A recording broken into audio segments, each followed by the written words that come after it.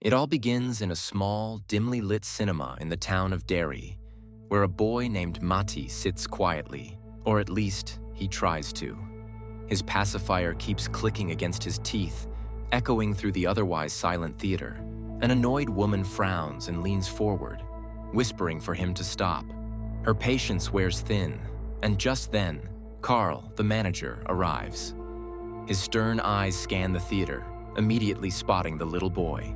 Matti tries to shrink into his seat, but Carl is unyielding.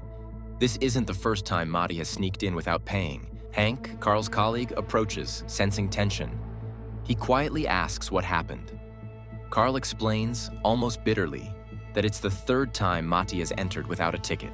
Hank, with a softer tone, asks if Carl has ever seen Matti's family and gently suggests leaving the boy alone. Meanwhile, Hank's daughter, Ronnie, watches Matti from a distance. She doesn't speak, but her eyes reveal understanding. Compassion is in her nature, as it is in her father's. Carl insists that pity won't pay the cinema's bills, but Hank, avoiding a quarrel, simply asks Ronnie if she saw the boy in the auditorium. For a tense moment, Matti thinks she will betray him, but instead, Ronnie points Carl in the wrong direction, giving him a chance to escape. Once Hank and Ronnie leave, Matti emerges from his hiding spot, but Carl's sharp eyes catch him.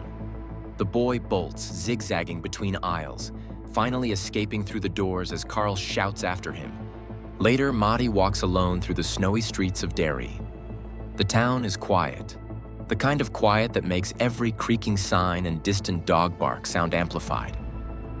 Matti's thumb sticks out, hoping for a ride, but the few passing cars ignore him. Finally, a family stops, a couple with children.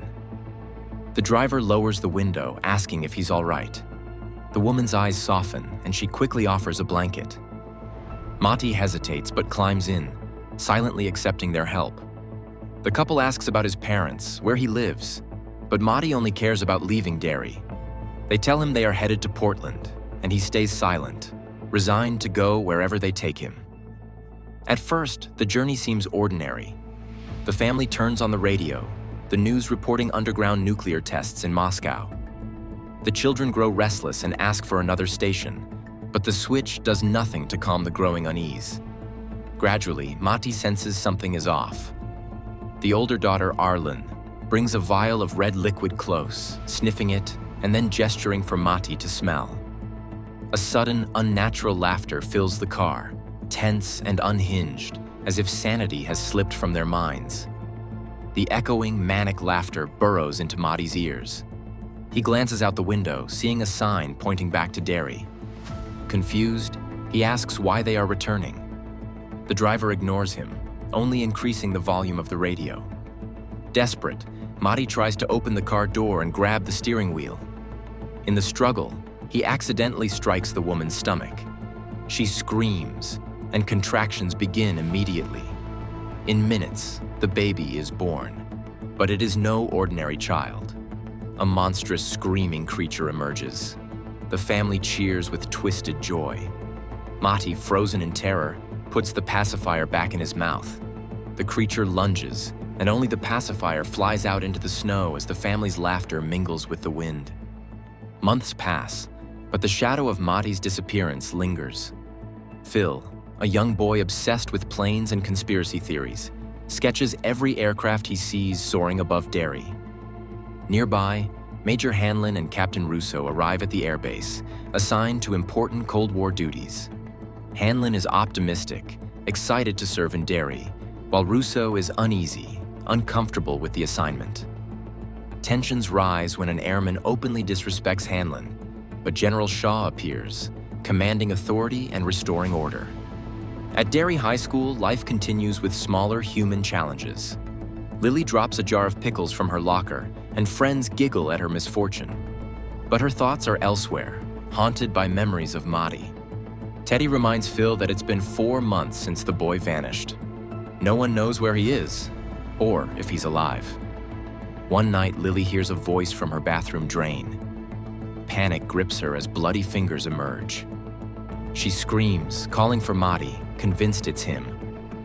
The next day, she confides in March, then brings Phil and Teddy into the story. Together, the three decide to investigate, digging through censored newspapers and official reports. Mattie's disappearance was first thought to be a runaway case, then a homicide, and yet no leads exist.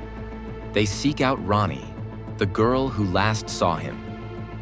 Though hesitant at first, she eventually joins them, drawn by the shared eerie experiences.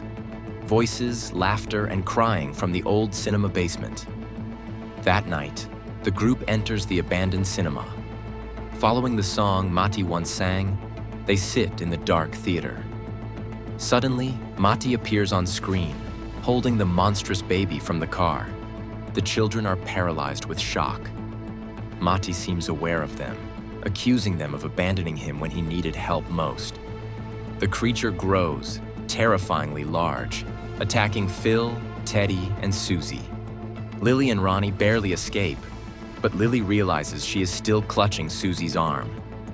The episode closes in absolute horror, leaving the children and viewers questioning reality. Matti's presence, the monstrous baby, and the haunted cinema create a chilling finale, setting the stage for the next chapter. What will happen next? Will they be believed or dismissed as insane?